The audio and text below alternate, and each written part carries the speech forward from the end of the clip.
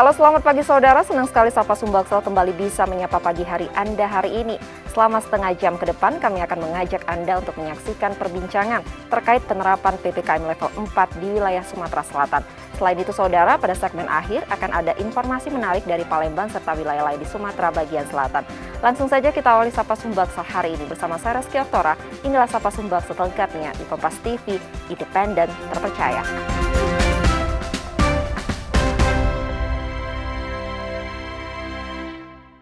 Saudara, pemerintah menetapkan 4 daerah di Sumatera Selatan untuk menggelar pemberlakuan pembatasan kegiatan masyarakat atau PPKM level 4 mulai 26 Juli hingga 8 Agustus. 4 daerah tersebut ialah Palembang, Musi Banyu Asin, Lubuk Linggau, dan Musirawas. Berikut informasinya. Setelah masa pemberlakuan pembatasan kegiatan masyarakat atau PPKM Mikro berakhir 25 Juli, pemerintah meningkatkan status 4 kabupaten kota di Sumsel untuk menggelar PPKM level 4 dari 26 Juli hingga 8 Agustus. 4 wilayah tersebut yaitu Palembang, Musi Banyu Asin, Lubuk Linggau, dan Musirawas. Kriteria penentu level ini antara lain transmisi, respon pemerintah, respon masyarakat, dan angka bor atau tingkat keterisian tempat tidur. Kasus COVID-19 di 4 kabupaten kota tersebut tinggi dan ada potensi sebaran varian Delta. Pemprov Sumsel telah menyiapkan 3 tower Wisma Atlet Jakabaring dan Asrama Haji sebagai tempat isolasi dan akan memperluas pemeriksaan sampel COVID-19 sesuai target 2.900-an sampel per hari. Berbeda dengan Jawa Bali, PPKM level 4 di Sumsel penerapannya disesuaikan dengan kebijakan baru dan aturan daerah. Peraturan yang semula diambil pemerintah pusat kini diserahkan ke daerah masing-masing, sehingga beberapa kebijakan akan bersifat fleksibel.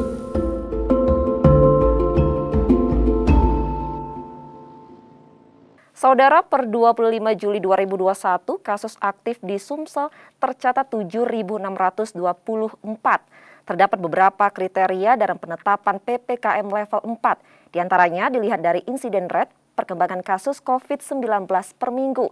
Pada 22 Juli 2021, Kota Palembang berada di angka 126,02 kasus per 100.000 penduduk dan masuk kategori PPKM level 3. Namun jumlah pasien rawat inap memiliki catatan signifikan, yakni 64,84 orang per 100.000 penduduk yang rawat inap dalam seminggu dan masuk level 4.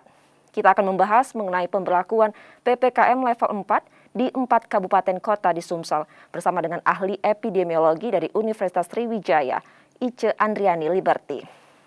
Halo, selamat pagi Dr. Ice. Selamat pagi, Reski. Baik, bagaimana kabarnya nih, Dok? Alhamdulillah juga sehat. Baik, sebelumnya terima kasih sudah menyempatkan waktu untuk hadir bersama kami di Sapa Sumbaksel pada pagi hari ini. Pada segmen kali ini kita akan membahas terkait dengan PPKM Mikro ya, Dok, yang berada di level 4 seperti itu. Untuk tanggapan dari dokter sendiri seperti apa, Dok? Iya, jadi menindaklanjuti instruksi Mendagri nomor 25 tahun 2021 ya. Memang Kota Palembang, Lubuk Linggau, Musi Banyu Asin, dan Musirawas adalah kabupaten kota yang harus memberlakukan PPKM level 4 di Sumatera Selatan.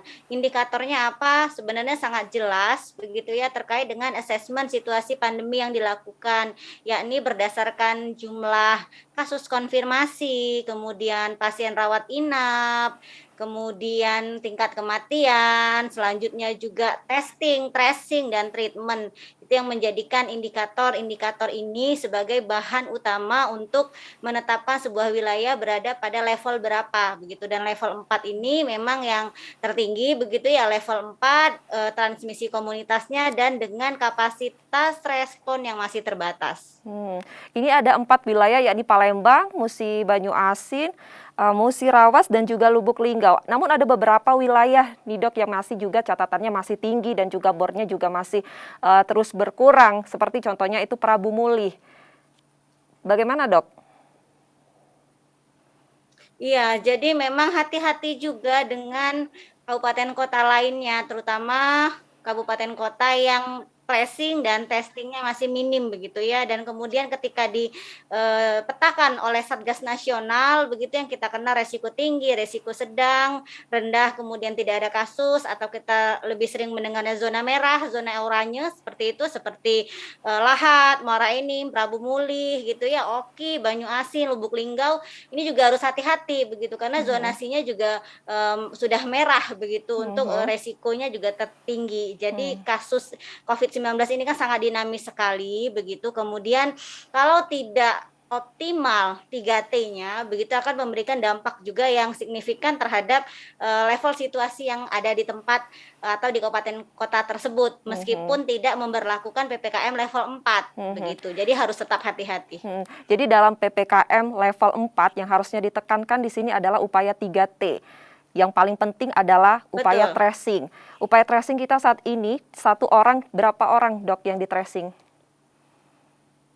Ya, Seharusnya. jadi kalau kita melihat Sumatera Selatan per tanggal 25 Juli, rasionya masih 1,09. Gitu ya. Kemudian Palembang juga pada kisaran 1, lah begitu, dan ini sangat terbatas tentunya mengingat paling tidak 15 kontak erat dari satu kasus konfirmasi itu di tracing lalu dipantau begitu. Yang kita khawatir adalah ada dua kemungkinan sebenarnya, apakah memang sebenarnya di tracing begitu ya tetapi tidak dilaporkan saja, atau memang justru belum sampai ke arah sana, belum masif untuk tracingnya begitu, belum lagi testing. Kalau testing ini juga harus tinggi sebenarnya begitu ya, apalagi kita melihat bahwasannya daerah Jawa, Bali luar biasa sekali lonjakan kasusnya. Kita juga harus hati-hati. Jadi testing ini masih jadi strategi utama selain memang diimbangi dengan pembatasan mobilitas masyarakat. Dokter, ada beberapa kriteria nih yang menyebabkan kenaikan level PPKM. Contohnya di Palembang disebut bahwa jumlah pasien rawat inap meningkat signifikan dengan bor di angka 84,92%. Nah, menurut dokter sendiri, apakah upaya yang dilakukan pada PPKM Mikro kemarin belum optimal, dok? Ya, jadi kalau kita melihat kebijakan PPKM ya begitu ya, memang terlalu dini kita untuk menyimpulkan efektif tidaknya. Tentu pasti akan berdampak terhadap pembatasan mobilitas masyarakat kita begitu. Tapi yang kita sayangkan juga peningkatan jumlah yang dirawat inap juga meningkat. Bahkan di tanggal 25 kemarin betul total tempat tidur untuk COVID 85%, untuk tempat tidur ICU yang terpakai ada 91%, isolasi ada 84%. Yang ini sangat tinggi sekali begitu ya, di mana kita harapannya di bawah 70%. Kenapa ini terjadi? Salah satu yang saya khawatirkan adalah pasien datang ke fasilitas kesehatan, ke rumah sakit sudah dalam keadaan yang berat. Begitu. Kenapa? Karena lambat terdeteksi, karena lambat di tracing, lambat di tes, jadi pasien sudah sampai jatuh pada kondisi yang berat. Sebenarnya tidak hanya tracing dan testingnya, tapi juga mungkin begitu ya, ada anggapan stigma negatif dari masyarakat yang membuat masyarakat juga enggan untuk sedini mungkin melakukan pemeriksaan, melaporkan dirinya ke fasilitas kesehatan terdekat, seperti itu. Dok, upaya pemerintah saat ini untuk menekan tingginya bor dengan membuka beberapa tempat seperti Wisma Atlet dan juga asrama haji. Sebenarnya saat ini seberapa besar efektivitas tersebut, dok? Iya, jadi saya sangat mengapresiasi ya langkah cepat dan tepat yang dilakukan oleh pemerintah, khususnya pemerintah provinsi, terkait dengan ketersediaan tabung oksigen seperti itu ya. Terus untuk mengantisipasi kegawat daruratan, maksud saya sangat apresiasi, terutama juga pusat isolasi yang terpusat seperti Wisma Atlet, kemudian asrama haji ini akan sangat membantu sekali.